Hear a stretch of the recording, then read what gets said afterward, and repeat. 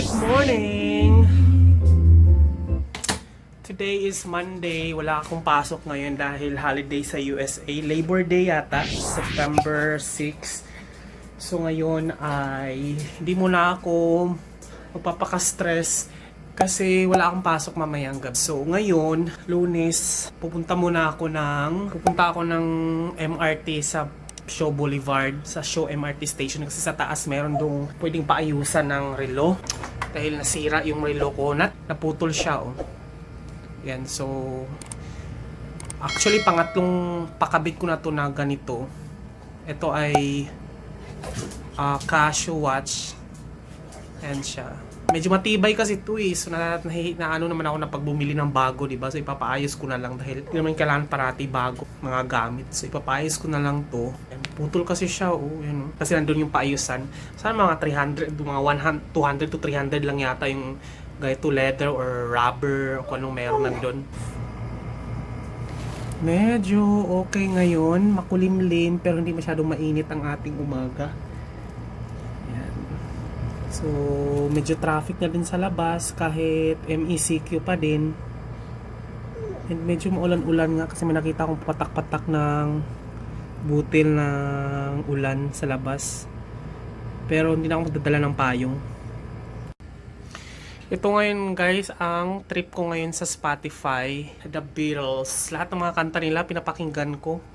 Actually, hindi ko to kapanahunan eh dahil hindi ko nga to kilala sila eh. Pero recently kasi napanood ko yung movie sa Netflix na Yesterday. Nagustuhan ko yung mga kanta nila kaya yun, piniplay ko yung buong songs nila habang nagsusulat ako ng article for my blog. So, yan yung pinapakinggan ko muna. But for now, stop muna tayo kasi pupunta ako at ipapaayos ko muna to. Dito ka lang ha. Shh! Dito ka lang. Huwag kang ano-ano dito ha. Kulit-kulit kasi nito guys. Tingnan nyo. Dinambahan ako, niyakap ako. Tapos ang tulis ng kuko. Tingnan mo oh. Tingnan mo ang ginagawa niya oh. Tapos dito na sa kabila oh. Nagdugo-dugo na. Niyakap kasi mo ganun. Ang bigat-bigat nito. Oh. Hindi nga ako pwedeng makapaglaro. Dito ka lang. Sugatan ako sa'yo eh. Bigat-bigat mo. Nugasan ko na tong alcohol guys. Tsaka nilagyan ko na ng mga antay-ano. Wag ka kasi nandadamba. Hindi ako pwedeng maglaro. Bigat-bigat mo. Diyan ka lang. Alis ako.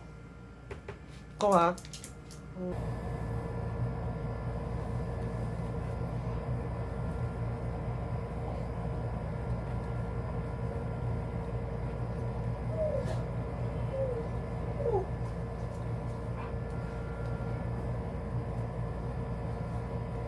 One eternity later.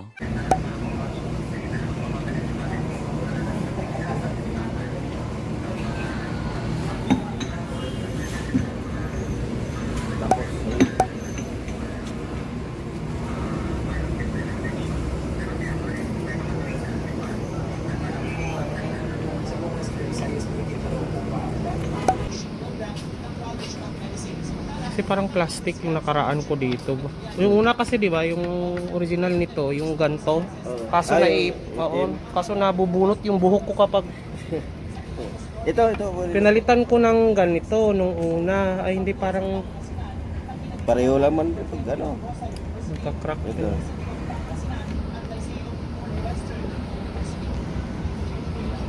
Natagal naman to. Ito kasi na ano eh. Oh. Nipis lang pala to eh. Oh. Kasi ito naputol din yung isang ganito niya. Ito talaga to siya. Sige, ito. Magkano ito? 250. Di ba kahit 200 na lang? 230 na lang sige po. Para may 30 pesos na. Sige. Parang ganda nito. Magkano ganito? Oo. Ha? Mga ano lang, pang fancy lang yan. Kano last nito kaya? 80. 80. Plus 230. Tama ba? para sa relo. Ito na siya. Ayan. Tapos bumili ako ng sing-sing.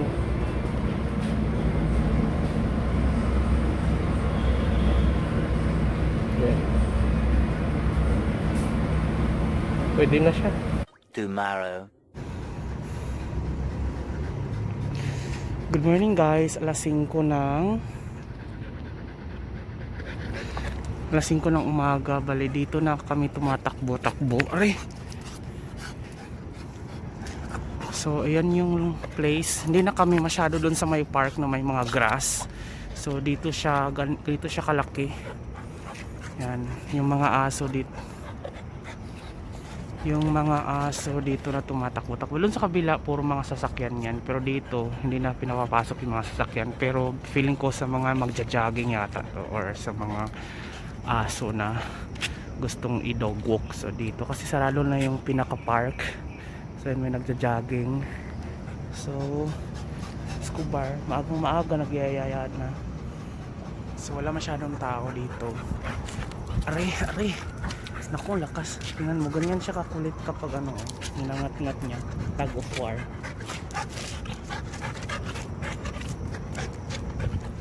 So, nag-ikot-ikot lang kami dito hanggang mapagod to para iuwi ko na rin after. Papaliguan ko to kasi ang kulit to. Yan, ganyan siya kalakas. Yan. Sobrang lakas niya talaga pag ayan, aray. Pag nakawala dito. So, yan lang yung pinakagusto niya, maglaro. Wala masyadong tao dito. Hindi ko na rin siya pinapapunta doon sa park dahil maraming grass doon, diba? Tapos maulan-ulan, mamasa-masa, gumugulong kasi.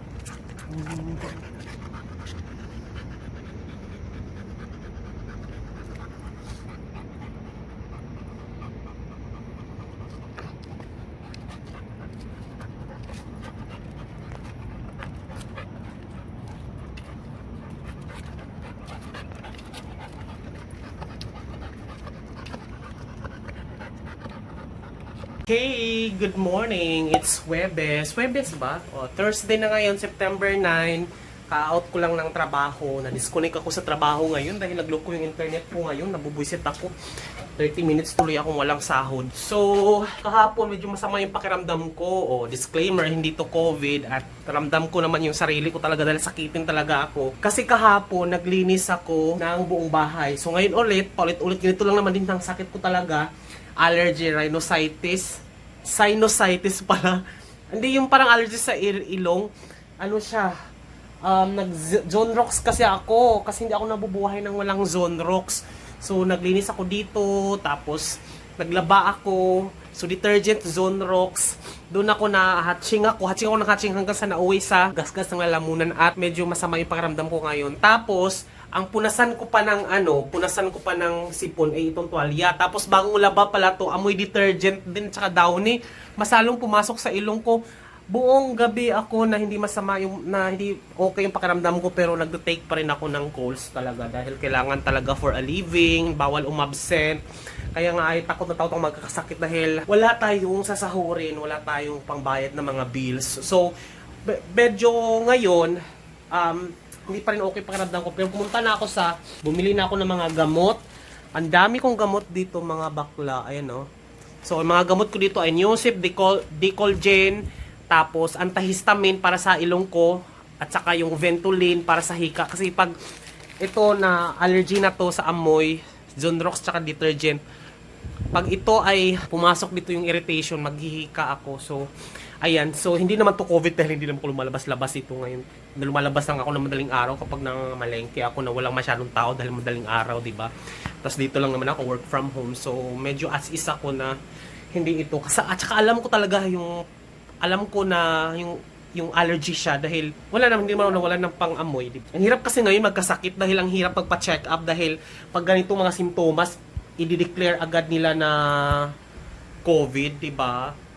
So, para lang makapag-fill health claims. Tapos, parang, alam mo yun, suspected ka agad nga ano, kaya mahirap magkasakit ngayon talaga, kahit siguro masaksak ka, pero masaksak ka ng ano, or di kaya madapa ka, ang finding sa'yo COVID-19, kaya ingat-ingat na lang talaga, kaya ngayon, iinom ko to ng gamot para, ano, last week din, ganito din ang nangyari sa akin nung naglinis ako, Zonrox talaga ako na ano, yung amoy, buong bahay kasi tapos detergent, naglaba kasi ako ng manual, yung kusot-kusot,